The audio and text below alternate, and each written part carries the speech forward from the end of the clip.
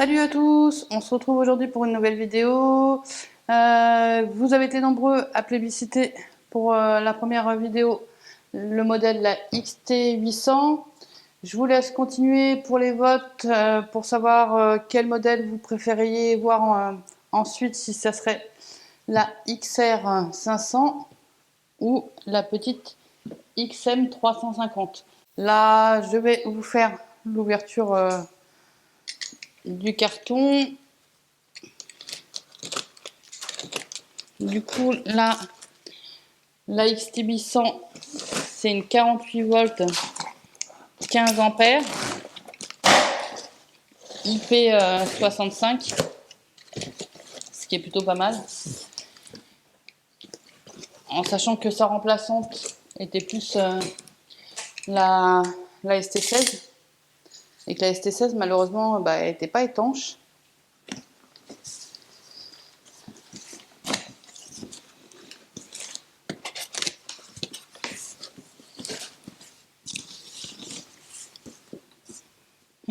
Alors, du coup, dans le carton, on retrouve, comme d'habitude, le chargeur.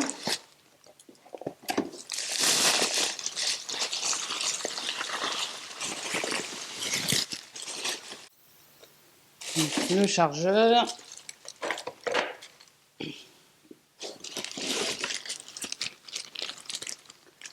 On retrouve à l'intérieur la notice de la trottinette. Ah oui, pour le chargeur, j'ai oublié de préciser, du coup, c'est pas du tout le même système qu'avec la ST16. Alors, je vais me rapprocher. Je sais pas si vous allez bien voir l'embout qui est vraiment différent de celui de la ST16. On le verra aussi sur la trottinette tout à l'heure, quand elle sera sortie.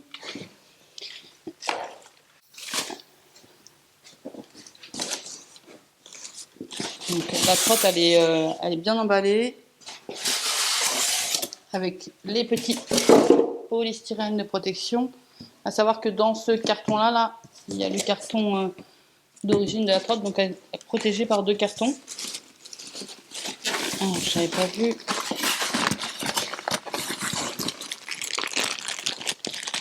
Il y a des petites clés à laine, des vis pour monter le guidon, les petits catadiopes, des petites clés à laine.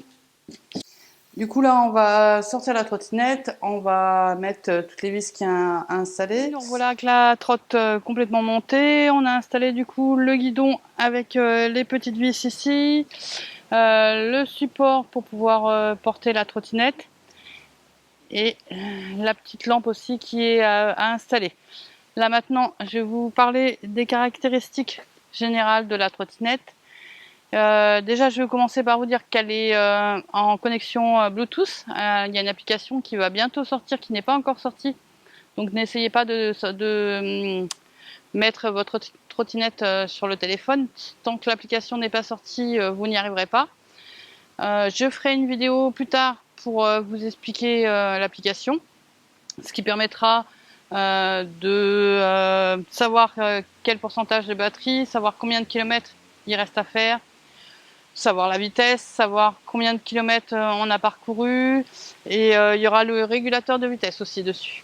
Alors là, on va parler de ce qu'on a aujourd'hui. Du coup, la XT800, on va commencer déjà par son côté IP65. Donc IP65, c'est quoi? C'est le 6, protection totale au niveau de la poussière, donc pas de souci niveau poussière. Le 5, c'est aux protections au jet léger. Donc vous pouvez rouler par faible pluie, vous pouvez rouler sur les flaques, etc. Ça posera pas de problème au niveau de la trotte. Moi, je vous conseille, une fois que vous êtes rentré, de l'essuyer. Je vois sur ma GX14, j'ai vraiment jamais eu de soucis au niveau de la pluie. Et la différence avec une trotte qui n'est pas IP65, au niveau de la garantie, on ne pourra pas vous dire vous avez roulé par temps de pluie, on ne vous prend pas en garantie la batterie ou le contrôleur. Là, automatiquement, ils seront obligés de prendre en garantie la trottinette. Du coup, c'est vraiment un réel plus niveau sécurité, niveau prise en charge de la garantie. La trottinette, elle est en monomoteur. Elle a le moteur à l'arrière, un moteur de 800 watts.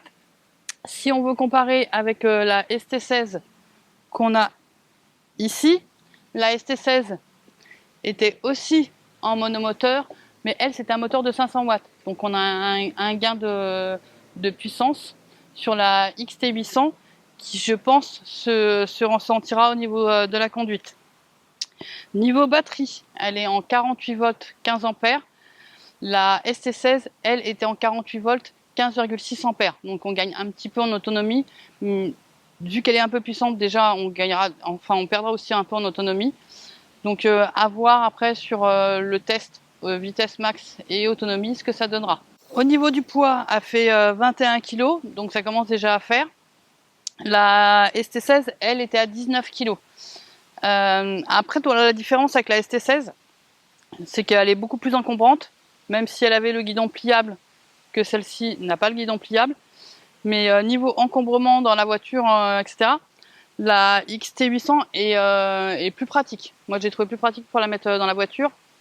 Même si ce petit support là pour caler au niveau du garde, du deck n'est pas des plus pratiques. Je vous montrerai ça tout à l'heure. Je vais pas mettre la charrue avant les bœufs. Au niveau des freins, alors le frein à l'avant, tu peux te rapprocher. À l'avant, c'est un kit frein tambour. Sur la ST16, c'était des freins mécaniques avant et arrière. Et là, sur la XT800, à l'arrière, c'est le frein mécanique comme sur la ST16. Donc on va voir au niveau du freinage ce que ça donne comparé à la ST16. Au niveau des lumières, je vais allumer la trotte. On va filmer la petite lumière devant. Je ne sais pas si vous la voyez, c'est, je pense, pour moi un petit peu faiblard à voir en pleine nuit. Je me rends pas trop compte. Et par contre, on a ce joli liseré là bleu qui est des deux côtés. Et le feu à l'arrière.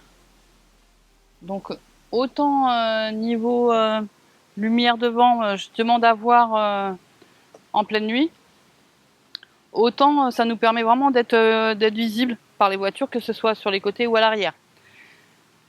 J'éteins la trotte, je vous ferai voir le LCD après. Je voulais juste comparer du coup à la ST16. La ST16, elle a juste cette petite lampe. Et c'est tout. Après, elle avait le feu arrière. Si tu peux passer à l'arrière pour montrer les feux arrière. Donc elle avait les feux ici et là. Je trouve que c'est quand même plus visible, qu'on est plus visible avec la XT800. Et le côté LED sur les côtés me fait penser un peu à la GX14. Donc perso, moi je préfère tout ce qui est niveau lumière sur cette trottinette. Au niveau des suspensions, la XT a les suspensions à l'avant et suspensions PU à l'arrière. La ST16, elle, avait que les suspensions à l'avant. À l'arrière, elle n'avait pas de suspension. On le sentait dans la conduite. Moi qui n'avais pas l'habitude de conduire la ST16, je le sentais au niveau de la conduite. Donc on verra ce que ça change au niveau des amortisseurs arrière avec les amortisseurs PU sur la XT800. Au niveau des pneus, petite différence aussi. Là c'est des pneus 10 pouces gonflables avant et arrière en off-road.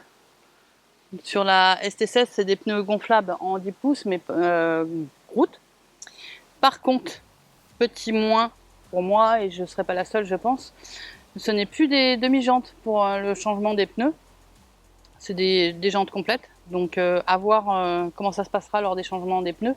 Sur la ST16 et sur les autres modèles de chez Speedtrot, il y a des demi-jantes. Ça facilite grandement le changement lors des crevaisons.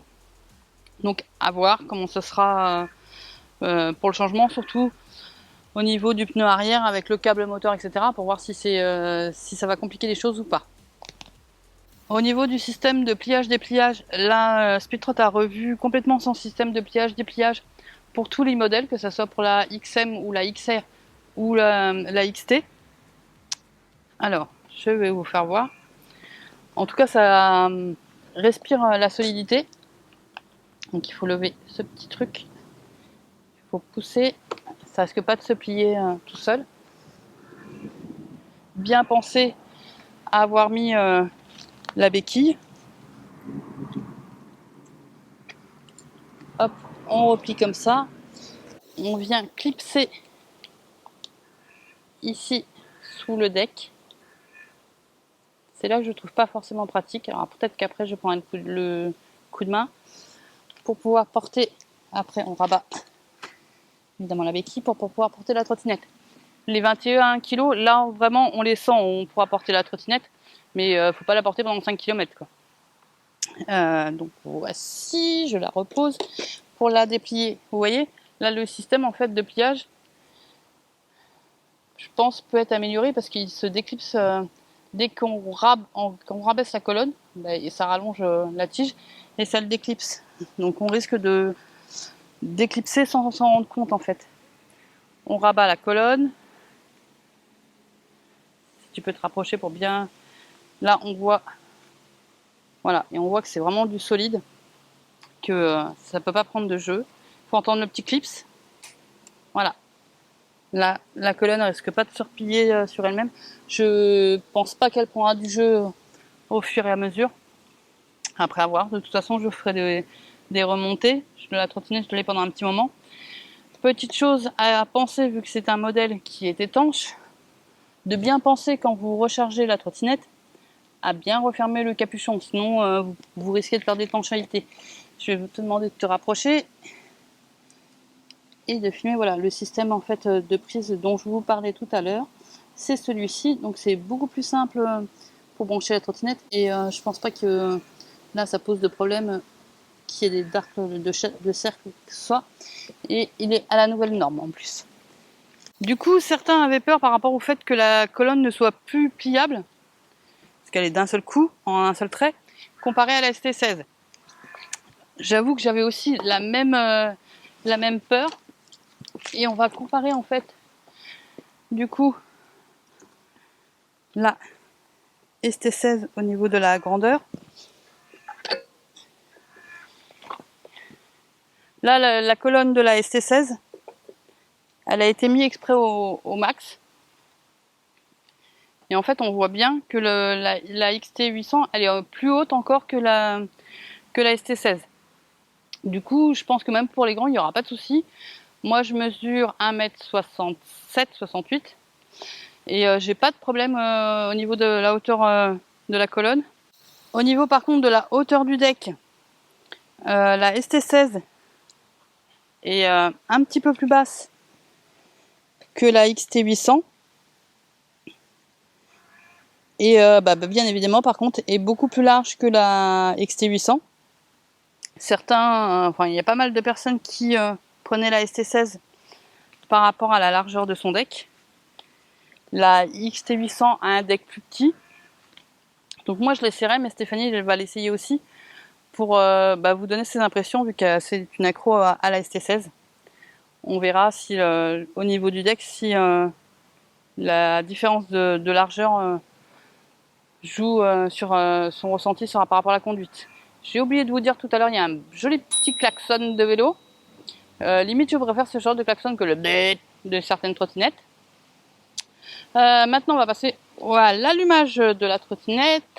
Je vais te demander de venir jusqu'ici. Au niveau du guidon, on se retrouve en fait la zone du écran LCD. En fait c'est tout ça. On allume sur le bouton Power.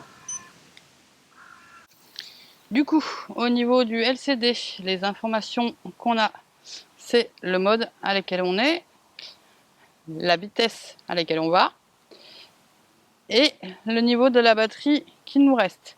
Si on appuie sur ce bouton, on allume la lumière, le voyant s'affiche sur le LCD. Si on rappuie une fois dessus, le voyant s'éteint, les lumières s'éteignent. Ce bouton gère les lumières à l'avant, à l'arrière et sur le deck.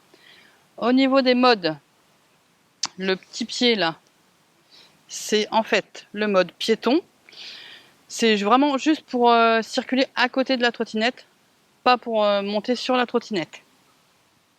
On double-clique une deuxième fois. On retrouve sur le mode éco, c'est 10 km/h. À peu près. Hein. On redouble-clique une fois. On se retrouve sur le mode D, c'est 20 km/h. On redouble-clique une dernière fois. On se retrouve à 25 km/h ou plus si la trotte est débridée sur chemin privé ou sur circuit.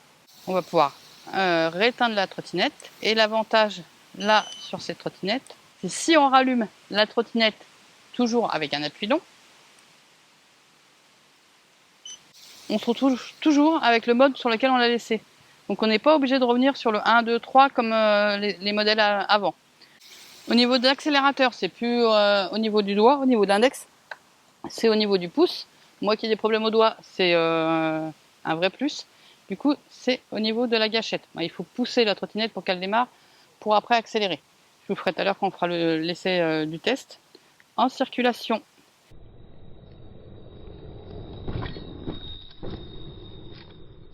Alors, je vous fais un premier retour sur mon ressenti. N'oubliez pas déjà, quand vous réceptionnez une trotte, de n'importe quelle marque qu'elle soit, de bien vérifier tous les serrages des vis et de faire la pression des pneus, de recharger la trotte à sa réception. Vous l'allumez, vous voyez vite fait si elle fonctionne et ensuite vous la mettez en charge. Et ensuite vous pourrez faire un petit essai.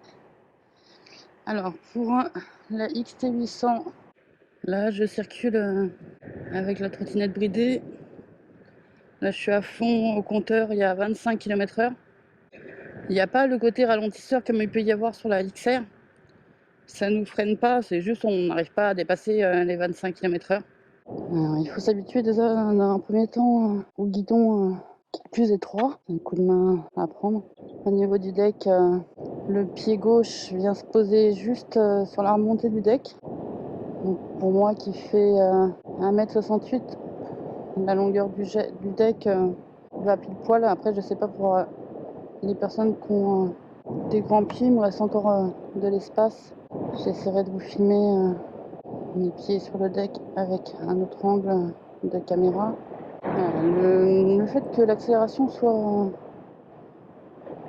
au pouce, du coup on gère mieux l'accélération si on veut une accélération franche, ou si au contraire on veut que ça soit progressif. Au niveau des freins, franchement ils sont vraiment top. La mixité entre le frein à disque et le frein tambour amène un freinage vraiment progressif. J'essaierai plus tard un freinage un peu plus appuyé pour voir ce que ça donne.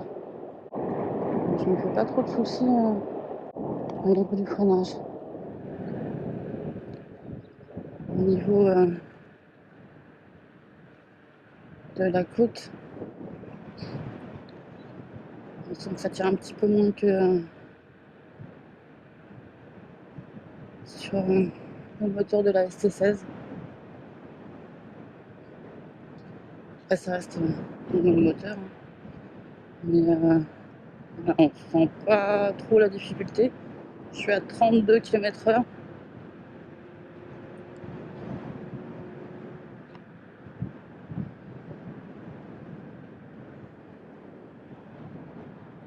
Bon, je regarderai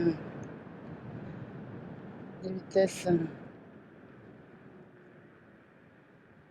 au niveau des vitesses du GPS. Pour voir la différence vitesse compteur, vitesse GPS. Il y a toujours une surévaluation sur toutes les marques. Allez, on va essayer un petit peu de fraude.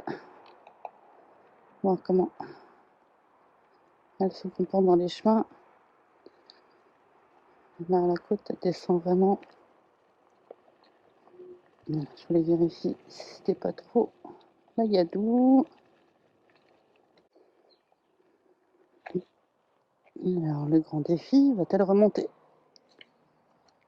la petite côte?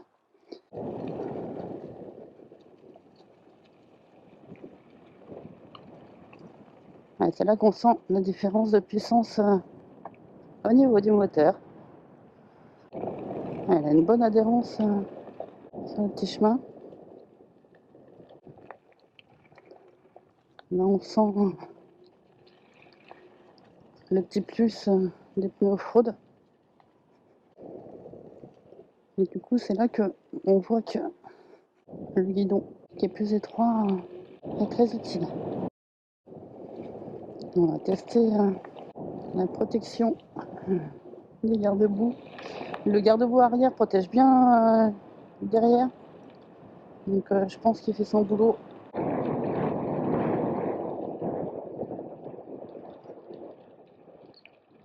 J'ai vraiment l'impression que c'est une petite trotte faite pour les chemins.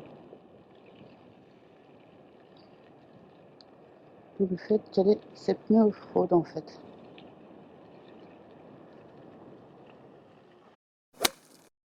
Voilà, on se retrouve après le petit test de conduite. Je vous ferai d'autres vidéos plus approfondies. Là, concernant la XT800, j'adore le fait qu'elle ait un moteur plus puissant à l'arrière comparé à la ST16 et la GX14. On ressent la différence vraiment dans les côtes et lors des accélérations. Le fait qu'elle soit plus confortable grâce à ses amortisseurs et ses pneus off-road, du coup ça en fait une trotte qui est vraiment polyvalente, qui est limite plus à l'aise dans les chemins et qui passe partout grâce à son guidon qui est étroit. On voit la différence par rapport à la ST16 ou la GX14. Le fait qu'elle soit IP65 apporte un vrai plus parce qu'on peut l'utiliser tous les jours comme la GX14. Donc en point négatif, parce que toutes les trottinettes en ont, c'est la tige du système de pliage qui fait que la trotte tient avec cette tige quand la colonne est soulevée. Donc dès qu'on pose la trottinette par terre, en fait la tige ne reste plus sur la trotte. Au niveau de la petite lampe devant, je trouve qu'elle éclaire pas assez. Après on peut remettre des barres là et rajouter des lumières, souvent c'est ce qu'on fait sur les trottinettes. En tout cas pour circuler la nuit, il faudra rajouter des lumières. Après en point négatif, l'application. Du coup l'application pour l'instant n'est pas encore sortie. Résultat, on ne sait pas combien de kilomètres on roule. Il faut juste se fier aux petites barres par rapport à l'autonomie. Mais normalement l'application devrait sortir d'ici peu. Alors, vous pouvez retrouver la Speedtrot XT800 dans toutes les bonnes boutiques et sur le site Giromax au prix de 1 390 €. Vous pouvez par contre bénéficier sur le site de Giromax d'une remise de 5% pour les membres des groupes Fan Club des trottinettes électriques Speedtrot, le groupe Le Repère de la trottinette électrique et via le groupe Speedtrotters. Vous pouvez la retrouver en noir, en grise et en jaune. En jaune, elle est vraiment juste sublime. Voilà, la vidéo prend fin, n'oubliez pas de liker la vidéo. Si vous voulez soutenir la chaîne, n'oubliez pas de vous abonner et encore de liker la vidéo. Et je vous ferai des vidéos sur la XT800 pour avoir plus de stats.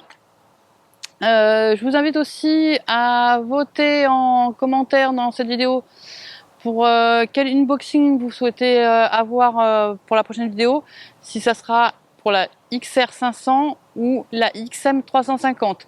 Donc en commentaire vous laissez, je regarderai ensuite et je vous ferai l'unboxing pour suivre l'unboxing de la XT800. Je vous dis à bientôt pour de prochaines aventures. Ciao ciao!